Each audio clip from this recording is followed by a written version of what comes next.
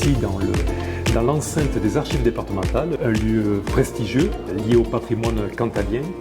Et nous sommes ici à l'occasion du vernissage de l'exposition L'histoire des palmes académiques, qui est organisée par l'AMOPA, l'association des membres de l'ordre des palmes académiques, la section du Cantal, que je préside. La section Cantal de l'AMOPA a eu du mal à se remettre du Covid et de l'après-Covid. Donc voilà, on a tenté une nouvelle équipe de relancer cela. Donc c'était une phase d'extériorisation, disons, un coup de projecteur pour pouvoir faire connaître mieux notre structure. Alors cette exposition organisée par la section de l'AMOPA du Cantal est pleine de surprises.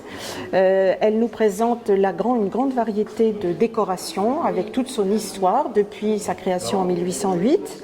De grandes surprises, d'abord ces décorations données à l'étranger, mais aussi on voit très bien l'évolution de l'objet décoration.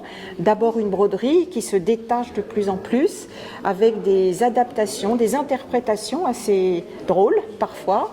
Donc c'est vraiment un panorama historique de la décoration avec aussi une iconographie tout à fait intéressante, qu'elle soit d'origine philatélique ou autre. Il y a même des objets publicitaires qui ont été conçus entre les deux guerres sur les palmes académiques. Et puis il y a quelques costumes qui nous font revivre en fait les solennités de l'université française avant la Seconde Guerre mondiale. Et puis quelques toges universitaires. Forcément, on est assez fiers de l'habit d'académicien d'Araymond d'Or. On est assez fiers également des insignes Premier Empire, puisque ce sont des objets qui étaient brodés, qui sont assez fragiles, et donc on en trouve assez peu. Et puis, plus amusant, il y a aussi une grande diversité d'insignes des palmes académiques au cours de la Troisième République, puisque ça a été un insigne qui a été énormément distribué au cours de la Troisième République. Et donc, on a une diversité d'insignes en ivoire, incrustés de pierre, extrêmement fantaisistes. Après avoir étudié les œuvres réalisées par Victor Vasarely, que l'on trouve sur différents supports de communication, les élèves sont invités à créer leur propre composition plastique en s'inspirant des œuvres colonnes, mais sans les copier. C'est également l'occasion ce soir de remettre les prix du concours de l'AMOPA destiné aux jeunes. Donc c'est un concours national lancé par l'AMOPA à l'échelle nationale dans différentes catégories. Nous avons la catégorie art et mathématiques et la catégorie lire et écrire. Et donc nous sommes très heureux de pouvoir honorer ces participations parce qu'il y a un gros travail de la part des élèves mais également des enseignants.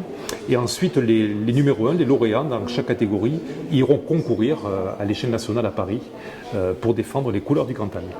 Les palmes académiques sont une décoration reconnue largement dans le monde.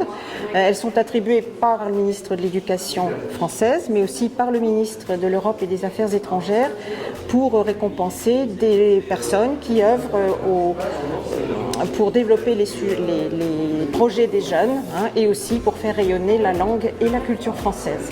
Nos valeurs, elles sont exprimées dans notre devise, c'est servir et partager, servir la jeunesse, servir la culture et la langue française par des concours, par l'organisation de concours, par le soutien des projets de jeunes de la maternelle à l'université.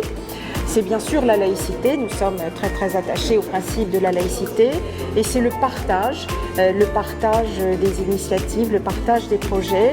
Alors cette exposition a le mérite d'abord d'exister à Aurillac et d'être ouverte à tous les publics, mais je crois qu'elle pourra être itinérante et être exposée à la demande, probablement dans d'autres communes du Cantal, du département du Cantal et qui sait dans l'ensemble de la région.